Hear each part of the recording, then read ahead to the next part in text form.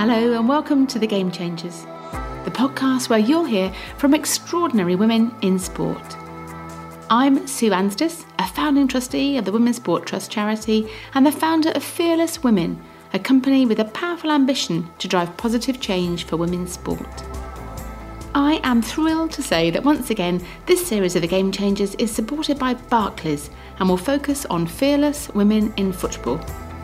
In each of the 8 episodes, I'll be talking to a trailblazing woman, reinforcing Barclays' huge commitment to the beautiful game. In 2019, Barclays announced the largest ever commercial investment in women's sport in the UK. The Barclays FAWSL is now Europe's first fully professional women's football league, and their investment will also help the future growth of the league and its clubs. Along with its fantastic support for women's professional sport, Barclays also invested in establishing the Girls Football School Partnerships, with the aim of ensuring that all girls in England will have equal access to football in schools by 2024. My guest today is Steph Houghton, MBE, captain of the Lionesses and Man City. Steph's represented her country at every level with over 100 appearances for England. She's also led Man City to 2 Women's FA Cups, 3 Continental Cup successes and the FA Women's Super League title, as well as landing the PFA's Merit Award in 2019. Representing Team GB at the London 2012 Olympics, Steph became a household name by scoring in all 3 group matches, including the winning goals against New Zealand and Brazil. Steph proudly led the Lionesses to their World Cup semi-final last year in France, watched at home by almost 12 million viewers. I began by asking Steph how football first became a part of her life. Yeah, I think it was from my dad, really. I think obviously he's one of 7 boys in the family and they were all football mad. I'm from the northeast, which is very much of a football hotbed, and I think as soon as I could run or I could walk, it was kind of like a football at my feet. And my first ever memory was just playing football in the backyard with my dad, really. And did you play other sports? Did you love other sports as well? Yeah, I love sports, even still now. I mean, obviously watching sports on the telly or whether we have daft little games of football and stuff, it's nice to do something a bit different. But I'm from a village, so we had a cricket field there. Used to play cricket, used to do taekwondo. Obviously at school you do a lot of sports there, so whether it was athletics, netball, it was always kind of like, right, I'm just going to go and try and do every club as I possibly can. And did you stand apart a little bit from other girls that were there in terms of your love of football? I think my love of football, I think it's probably still the same as it is now. I just love the game, whether it's playing, watching, talking about it. It's obviously something that's my life now, but obviously at the time, I think probably the thing that stood out was probably my competitive edge. I think when I was younger, still the same now. I love to win and hate losing, the worst loser ever. So I think in terms of the other girls that played, they obviously love football, but at the same time, I think if it was a choice of being on a 5-a-side team, I think the boys would probably pick me because they knew that I'd like to get stuck in or I'd give us more of a chance of winning, which obviously I try and take into my games now. Were other girls playing in school with you then? As you say, the North East was a bit of a sort of hotbed for women's football. Yeah, like obviously my best friend, who's my cousin, Amy, she loves football as well. And when we were growing up, it was always me and her playing football, whether it was in the yard, in the street or at school. My other best mate, Lauren, who was a year below, we all kind of grew up together. Our families were really close and there was always a group of 6, 7, 8 of us that would always go and play 5-a-side on a Sunday with our parents just to make it 10. And I think having them there gave us a little bit more confidence as well, because obviously there's other girls that love the sport that I do, but they chose different career paths, but I'm sure they could have made it if they wanted to and the opportunity was there. But I think for me at that age, it was just all about trying to, at the time, I couldn't really have that as a job, but at the same time, I knew I always wanted to play and I always knew I wanted it to be my hobby. And what did you want to do when you were growing up? Did you have other things in mind? I think it would have been sport. I think PE teacher probably. Yeah. I think obviously I love PE. That was probably the only lesson that I really did like. And just to get out of the classroom and do something a little bit active, I think that was always something that I wanted to do. And my parents were really strong on us getting an education after school, and going to sixth form and going to university, because at the time, obviously, women's football wasn't as big as it is now. So I think that's really stood us in good stead in terms of obviously after football as well, getting a degree and all the qualifications to do what I potentially might want to do after football. Do you remember any female role models, either sort of sporting role models at all when you were growing up? Not so much. I think not in the younger years. I think there wasn't really in terms of female footballers to look up to. And I think for me, it was always David Beckham, Steven Gerrard. I was a Sunderland fan, so I used to have all the Sunderland shirts with his name on my back. And at the time, I was a striker as well, so you try and copy what he does. But yeah, I think obviously when you get a little bit older and you're getting more into your football and there's more games on television, the likes of Kelly Smith and Faye White, Rachel Yankee were the obvious names to kind of stand out and try and aspire to be. Excellent. And then obviously you came to playing with them later on in your career, or some of them anyway as well. To be on the same team as the likes of Kelly, who is probably, and nobody will ever be as good as her in this country, definitely one of the best players in the world. And the same as Faye White, unbelievable leader in terms of she took us under her wing and really looked after us when I first went in the England squad. And Yanks is just Yanks. She's just unbelievable in terms of her personality, but also her deliveries on the pitch, her consistency in games. And I was fortunate enough to play with them in England, but also at Arsenal as well. So I'm very lucky. Yeah, absolutely. And you mentioned Sunderland then, and it was Sunderland ladies, I think, that came to look out for you when you were only about 10 or so. So how did that feel at the time, so young?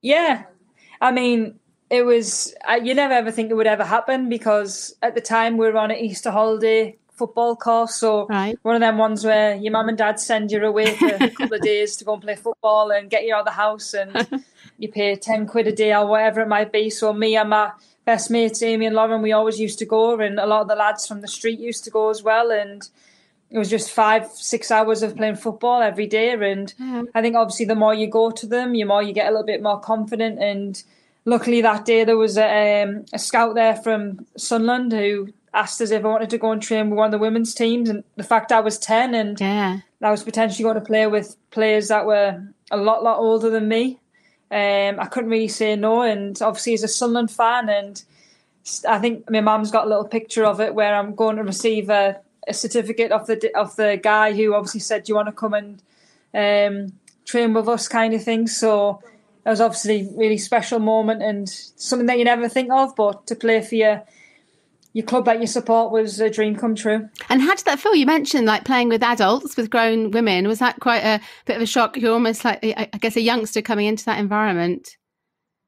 Yeah, I mean, obviously it's quite daunting, isn't it? Yeah. I think obviously those players have been there for a long time. They're obviously a lot bigger, physically stronger than you, and it is a bit scary. But at the same time, I think I look back at that now and I think about all these youngsters that are coming through the squad, and you need to be challenged, you need to be taken out of your comfort zone. And I think mine was probably a little bit earlier than a lot of young girls coming through the system now. But at the same time, you have to be stronger. It's kind of like sink or swim. And for me, I was fortunate enough to have some amazing people around us, amazing coaches, and the likes of me and Jill Scott, Carly Telford. We were kind of growing up at the same time, and we had each other to kind of lean on. But at the same time, when you're from the Northeast, you'd like to say that they're all nice people. So.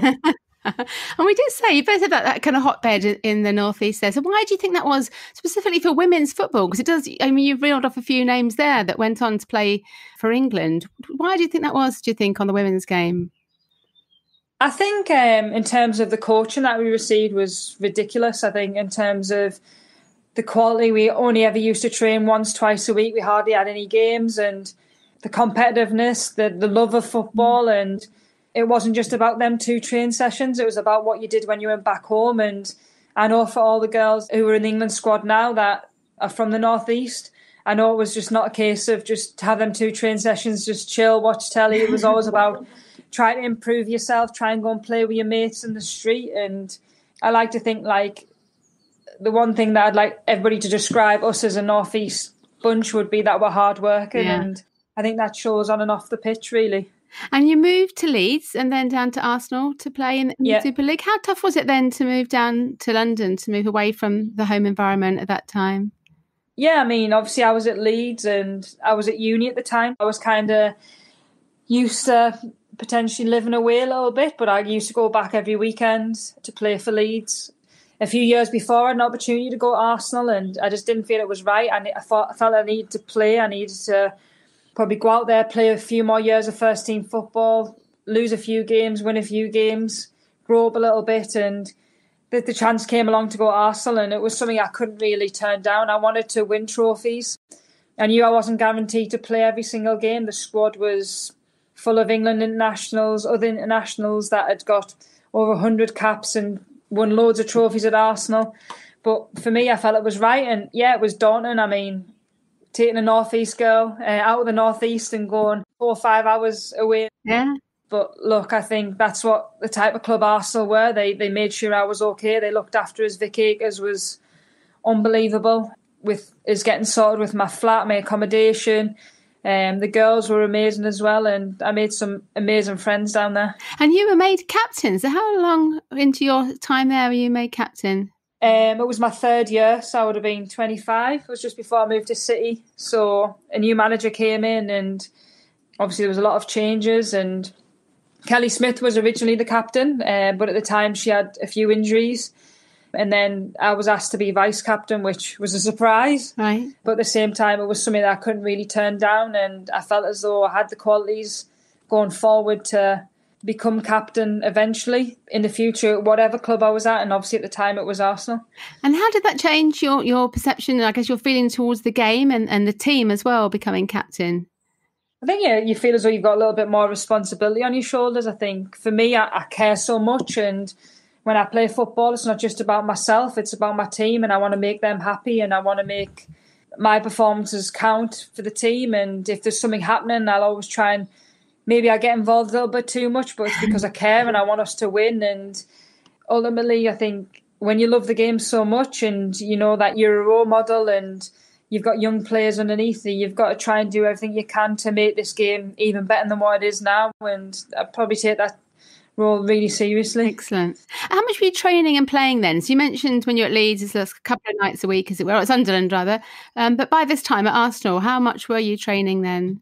Probably 3 or 4 times a week, right. And obviously a game as well. So we were starting to increase the training load really. And I think the fact that we were in Champions League as well, there was a lot more training times because we had so many more games to prepare for as well.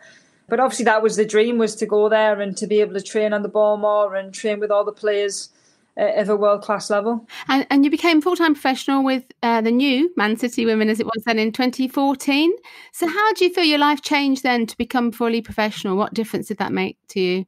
Oh, it was a massive change, but I knew I needed to make the change. I think for me, there was lots of things going on. Obviously, I love my time at Arsenal. They're an unbelievable club, and I was playing, I was captain. So in that sense, I was fine on the pitch, but I felt I just needed to push myself a little bit more, and the opportunity to move to Man City kind of came around. It was a bit random and a bit not really expected, but obviously speaking to my agent, my family, and a chance to move up home, towards home anywhere, and start a new life and a new chapter. And at the time we didn't really have an England manager, so it was kind of like, right, okay, like I need to challenge myself in so many different ways. And Man City offered to give us full-time football, and the facilities we have up here are second to none. And I could see the vision over the next 4 or 5 years, and sometimes it's hard when you're in that moment because nothing's built yet. But I really wanted to buy in. I really wanted to be there from the start and to be captain of this club. And as you said, the rest kind of history. Yeah, I saw one of the videos of you giving a bit of a tour of the facilities. It is quite extraordinary, isn't it? Just breathtaking. Yeah, you have to pinch yourself. I think obviously now in moments like this when you're in lockdown, and I think obviously sometimes when it gets a bit hectic, it gets a bit busy, I just want to be home. But I think you start to appreciate what you really have, and not only the facilities but the people that we have at the club. I think it's a very family orientated club. You come in, everybody makes you feel welcome. Like I feel like they're my family. I miss them today, and even just to have a chat to whoever it is in the canteen or the receptionist, just to see how they are, it just makes it feel like home. And you've been England captain, I think, for 6 years now, and obviously you're captain at Man City too. So what is it, do you think, that makes you a good captain? I think I'd like to think it's probably my professionalism. I think the way that I apply myself every single day. It's something that I really pride myself on, and I give everything, whatever it may be, even if it's a warm-up, a cool-down, recovery on the pitch. I like to lead by example. I think over the years, I think I've improved a lot in different areas. I think you don't have it straight away. And at the time I got the captaincy, I was 26. I had to lean on a lot of people. It probably was really tough at first, but at the same time, you have to kind of go through their moments and come out of the other side. And I feel comfortable with how I am. And I like to inspire people, whether that's through talking, whether that's through my performances. And I'm not scared to tell people off either. Something that I probably could be better at, but I'd like to think that my standards is as high as anybody else's. And for me, the expectation is for everybody else to kind of try and reach that standard. And I think you've got to be realistic that some people might not get there, but if you can see the intention, then that's the best thing that we can hope for. And do you feel that you're a different captain when you're a captain of Lionesses than when you're a club captain at Man City? Yeah, I think for me, I think at Man City, I find it a lot easier. I'll be honest. I think I go in there, I'm like just another one of the girls in terms of you see them every single day. My role is not as heavy as it probably is in England. I think when you go away with England, you only see your teammates for 10, 12 days. And in that period, you've got so much work to do. You've got so much catching up to do. You've got to kind of switch your mindset to England mindset. You've got to adapt to what the coach wants you to do. There's a different group of girls. So sometimes it's quite hard to adapt. But at the same time, once you've kind of got over them first 2-3 days, it's kind of becomes natural. And for me, football always comes first. So regardless of whether I've got an armband on or I'm named captain of England, for me, I need to just let my football do the talking. And that's what I've always got to just focus on. And do you ever wish you could just be a regular member of a team and not have that responsibility of captaincy? Sometimes, yeah, of course, like when there's problems and obviously you've got to do a lot more media. But look, I'm fortunate enough to be captain of my country and captain of an unbelievable football club. So for me, I'm not going to sit here and go, I wish I was just somebody else. But I do get what you mean. I think there's times when there's been some tough moments, and especially when the pressure's on, people do look at the captain or they do look at the bigger players. And sometimes you're just like, right, okay, well, actually, my performance was actually good. So, but I understand why you're trying to put the blame on somebody else. So for me, I think the most important opinions I listen to is my family and obviously my two managers. You became a bit of a household name, really, I guess, in terms of London 2012 and those amazing goals you scored in all three of the group matches. So can you just share, I guess, some of the biggest memories that you had from the London Olympics?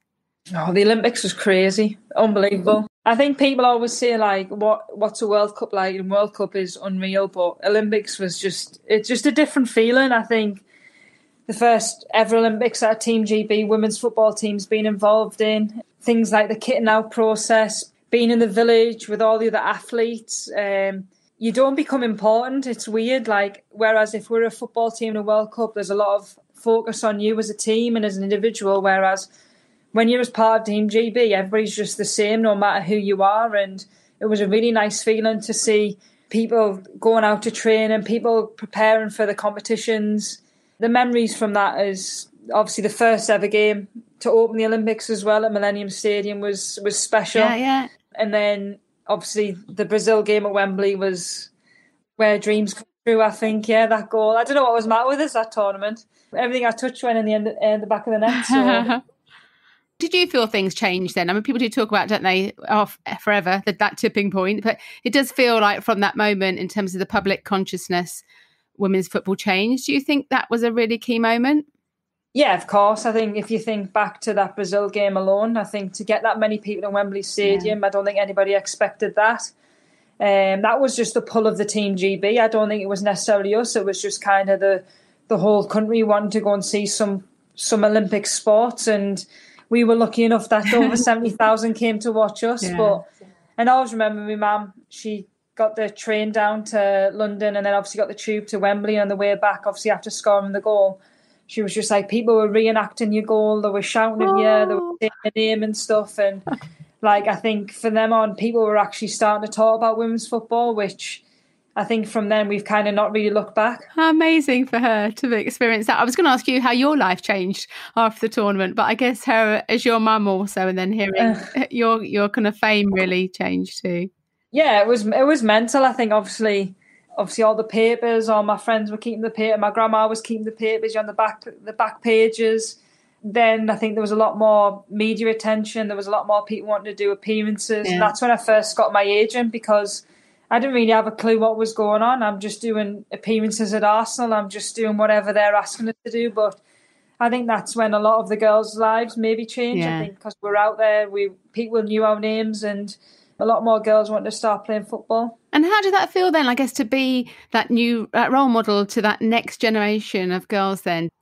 I think you kind of consciously think about what you're doing. I think in terms of whether it was on social media or the interviews you gave, it was kind of like you wanted to kind of give out a little bit of a message, and you were living their dream that they wanted to be. So I think first and foremost is just to be myself. I think it's important that people see us as normal people. And I come from the northeast. I come from a mining village.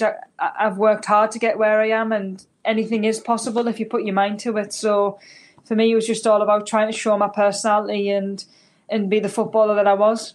How do you deal with the negative bits in terms of the media, and I guess social media now more so even, isn't it, in the last 5 years? How do you personally deal with that when there's negativity? It's quite hard. I think the older I've got, the lot better I've got in terms of being able to kind of block it out. And obviously you do a lot of work with the psychologists in terms of making sure you're checking in, and there's stuff that's probably affected us that should never really affect you. But absolutely, I'm not stupid enough to know that the media kind of can create something out of nothing. Yeah. And I think for me, you just got to kind of go back to the facts and concentrate on your own game. And sometimes the media might be right, but at the same time, sometimes they're definitely trying to just either create a story or say something to kind of create something else as well. Controversy. I think you're right, as long as you're authentic and so on. And is there any advice you'd give to the young up-and-coming female players now that are getting more profile and will kind of be where you are in a decade's time in terms of social media? Yeah, I think it's all about consistency and realising that there's going to be people that really build you up to a certain level, and then there's going to be people that are as quick to throw you back down. So for me, I think it's just kind of staying on that level where, you know, you're very comfortable. I think obviously when the highs do come, I think enjoy them, but at the same time, in football, if football works funny ways, and sometimes there's a low around the corner, and you've got to just kind of stay focused on you. And football always first for me. I think that's what I've kind of... Excellent.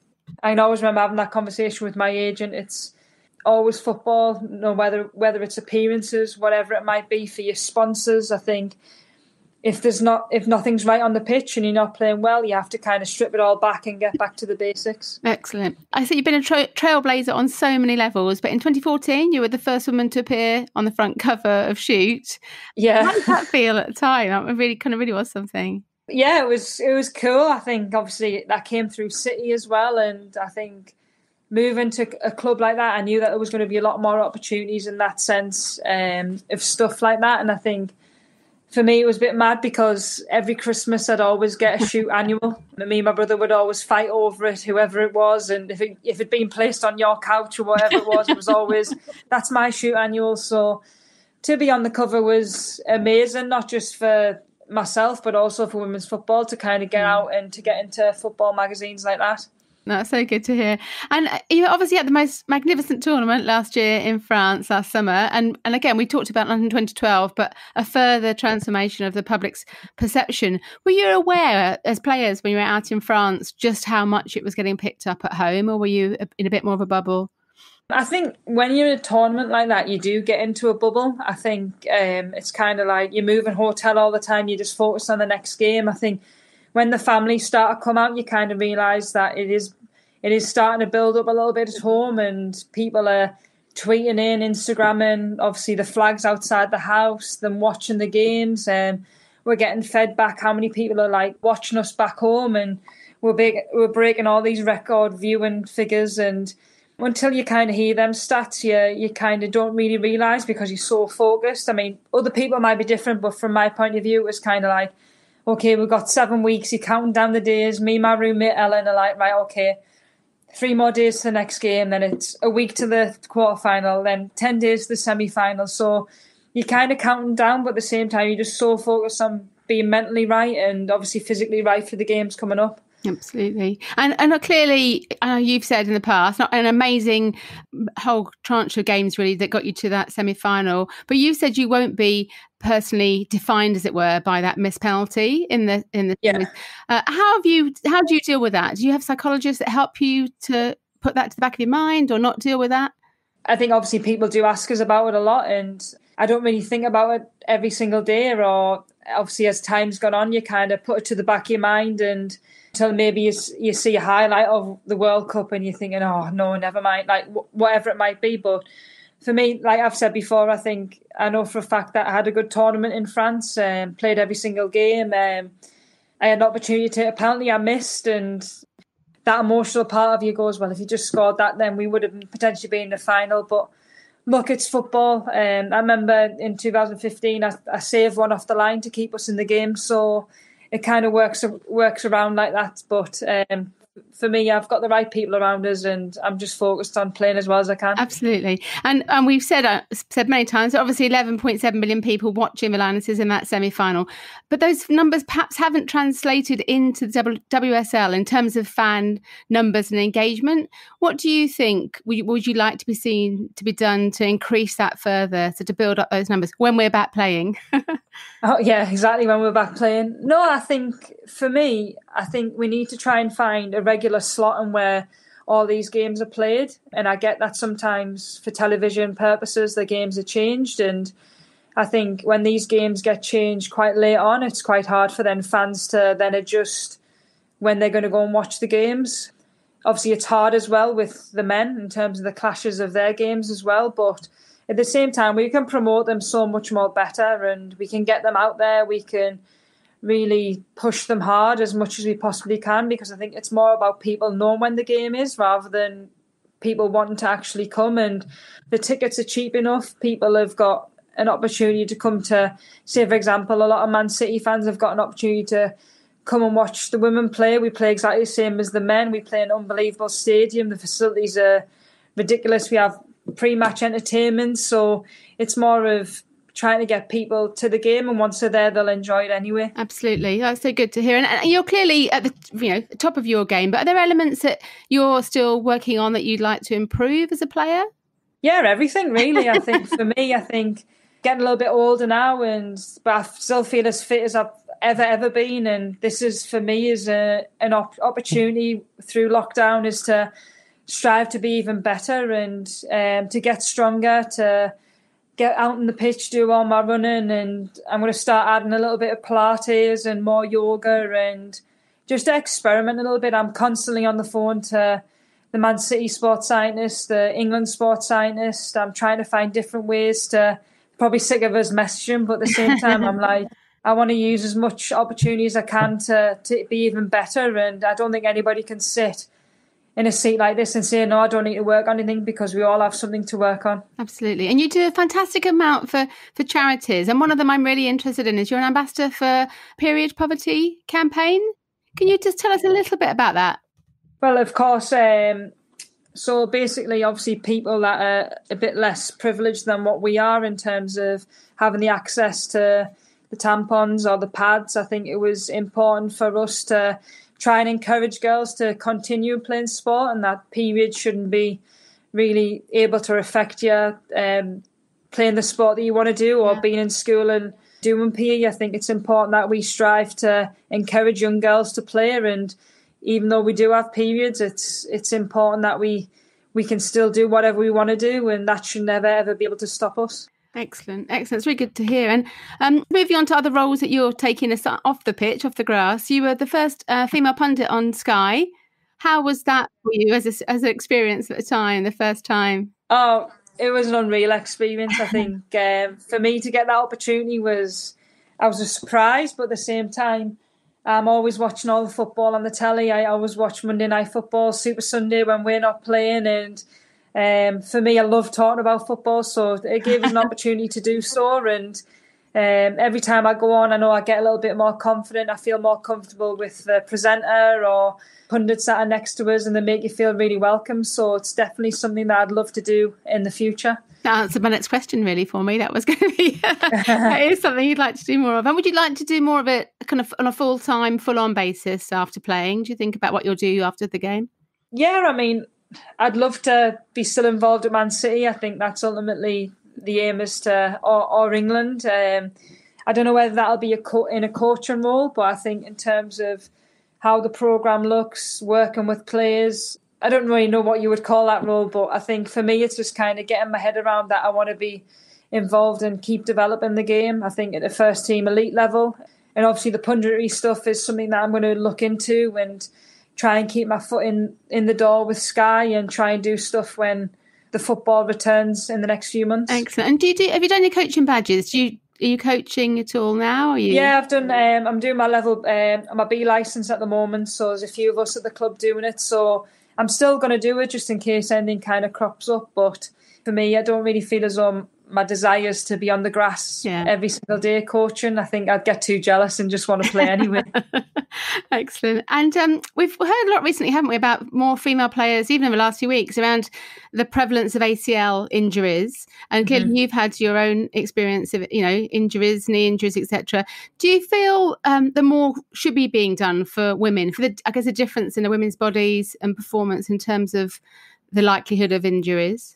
I think for me, if I look back on my own experience of ACL, I think mine was a contact injury, and I think no matter how much prevention I did in the gym, it was just one of them things, regardless of whether I was female.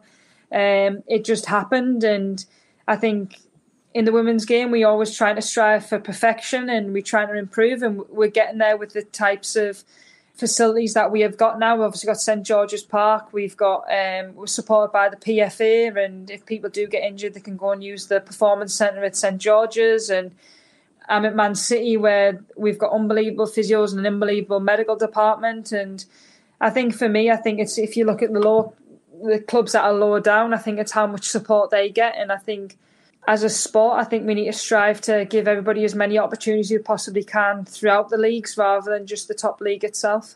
Yeah, absolutely. And you were out for nearly a year, I think, with your injury when you were about 21 or so. So how did you deal with that psychologically, to be away from the game for so long? It was tough, obviously.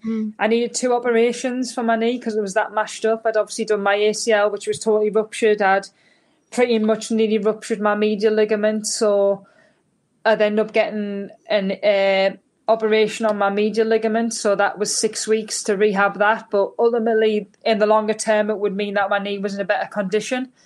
I was learning I was going to miss out on another major tournament for England, where I probably would have been starting.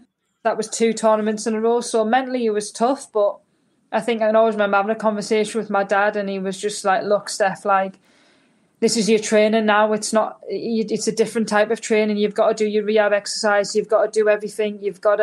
And I was lucky enough to be supported by EAS, and with England, they were brilliant with us. They got us the best surgeon in the country. I rehabbed. Obviously, there's ups and downs with the rehab. Sometimes it doesn't go as smooth, but at the same time, I think I had to go through that year of probably getting physically stronger. It probably made us mentally stronger as well to then come back. And I think even though I was out of football for a year, I think it still probably takes you another 4 months after that to kind of get back into where you are and the player you were. Excellent. And Man City, so 2018, I think they launched the Same City, Same Passion campaign. So wanting to show fans the similarities really to the men's game are much more likely than they are different from a women's point of view. And actually men's, women's, boys and girls football can be enjoyed by all fans. So what have you seen change across women's football in the 6 years that you've been there? Have you seen a real difference?